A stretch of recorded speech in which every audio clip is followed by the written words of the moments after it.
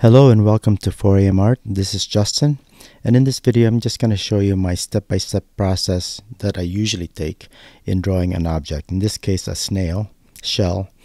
And if you haven't drawn a snail shell, they're pretty cool to draw just because they come in so many different shapes and sizes and varieties.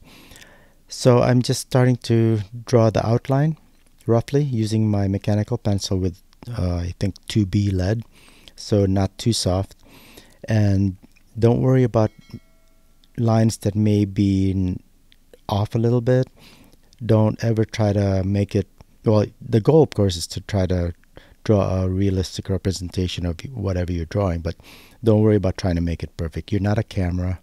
So here I'm just drawing the general outline, the general surface changes in the shell, and then what I'll do is go ahead and start shading.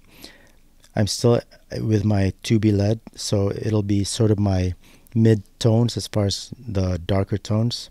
And notice that I'm not just putting in shadows and darker tones, but I'm also trying to convey the surface texture, the surface direction.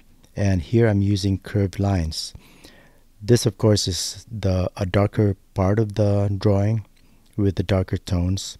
So the lines are a little bit closer, but I'm not putting too much pressure to make it particularly dark. I just draw the lines closer to each other, and that'll give you a darker tone.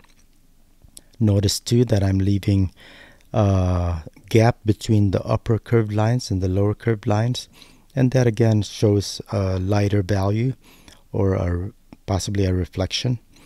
And I'm using just kind of light pressure, especially at the top here, because I don't want really dark tones. You could either very lightly press on the pencil, or you could even hold the pencil a little bit farther away from the tip, and again you'll get lighter tones. I prefer to just vary the pressure but not change my grip. That way I'm not having to keep changing my grip. Again, right here is a shadow area, and I am again changing the direction of the line, making it curved and maybe a little bit darker towards the bottom. So what I'll be doing of course is switching over to a softer lead, and that's how I'll be getting my darker tones. Here I'm putting even more pressure just because the shadows on the right I feel are a little bit darker. And again, right here are the lighter tones, again using lighter pressure. Now imagine that the light is coming from the upper left, and that's how I usually aim for my shadows and my highlights. So the lower right areas of the shell will be darker, and you can see here that I'm adding more lines, more shadow, more pencil strokes, and I'm also varying the direction just to get darker tones. It doesn't all have to be one direction. You can cross-hatch, cross-hatch, and honestly you're not going to be able to tell the direction depending on how smooth you want your lines to be and your shadows and your tones. Now I'm going ahead and doing a dark outline here. I'm onto a 4B leaded mechanical pencil for darker tones and for the darker shadows, and I'm making this a little bit more graphic by